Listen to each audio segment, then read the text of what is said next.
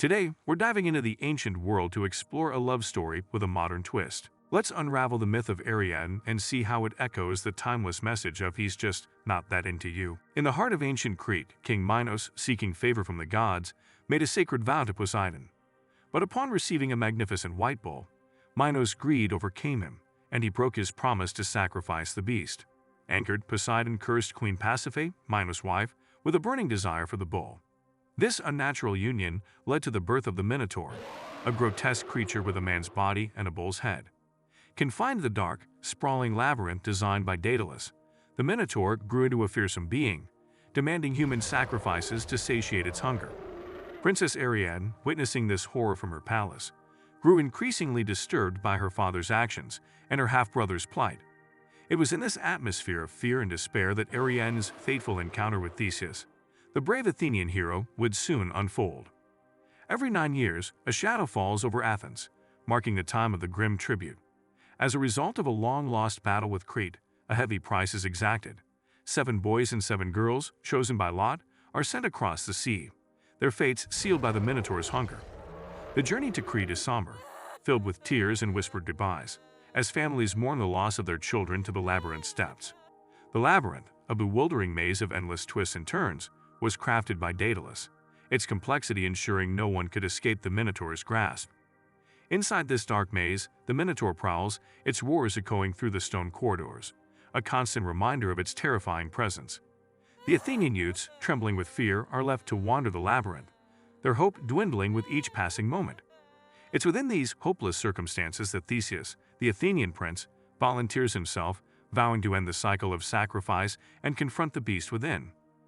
As the Athenian ship approached Crete's shores, Aphrodite, the goddess of love, watched from above. Intrigued by the unfolding drama, she decided to weave her own thread into the tale. Casting a spell, she kindled a fiery love in Ariadne's heart the moment her eyes met Theseus, the bold Athenian hero, as he disembarked. This sudden, intense passion confounded Ariadne, a princess torn between her duty to her father, King Minos, and the overwhelming feelings for a man destined to be a sacrifice.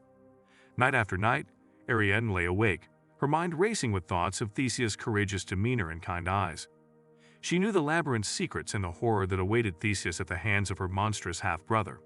In her heart, a plan began to form, a daring and risky scheme to save the man she had grown to love so unexpectedly. Overwhelmed by her feelings for Theseus, Ariadne recalled a gift from her past. As a young girl, she had received a magical ball of thread from Daedalus, the architect of the labyrinth. He had given it to her as a token of gratitude, a secret tool that could unravel the complexities of his most intricate creation. Clutching the thread tightly, Ariadne sought out Theseus in the dead of night, her heart heavy with the burden of her impending betrayal. She explained the thread's power to Theseus, demonstrating how it could guide him back after defeating the Minotaur. On the eve of his daunting mission, Theseus, the Athenian hero, vowed to Ariadne that if he survived the encounter with the Minotaur, he would take her as his wife. As dawn approached, Theseus, armed with a thread and a sword, ventured into the labyrinth, the thread unwinding behind him, a slender guide through the maze's treacherous turns. In the heart of the labyrinth, Theseus faced the Minotaur, and in a fierce battle, he emerged victorious. The death of the Minotaur marked the end of Athens' tributes, but for Ariadne, it was the beginning of an uncertain future, torn between her love for Theseus and her duty to her kingdom. Triumphant and relieved, the pair, along with the rescued Athenians, embarked on their journey back to Athens. Ariadne's thoughts were consumed with dreams of her future as Theseus' queen, a life she never imagined when she first laid eyes on the brave prince. But destiny had a cruel twist in store.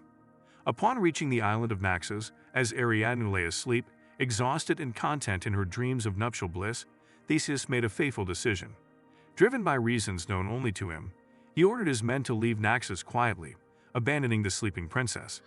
As dawn broke, Ariadne awoke alone on the desolate shores of Naxos, her dreams shattered by the harsh reality of Theseus' betrayal. The pain of her abandonment was overwhelming her, heartbroken by the man she had loved and trusted. However, her story was not to end in sorrow. Dionysus, the god of wine and revelry, happened upon the forsaken princess. Struck by her beauty, which was only matched by her resilience and spirit, Dionysus felt an immediate and deep connection. In Ariadne's moment of deepest despair, Dionysus offered her not just comfort, but a love that was sincere and profound. This unexpected encounter would soon blossom into a union, transforming Ariadne's story from one of betrayal to one of divine love and ascension. And so concludes the tale of Ariadne, a journey from a princess's betrayal to her ascension as a celestial deity. Join us next time for more mythic adventures.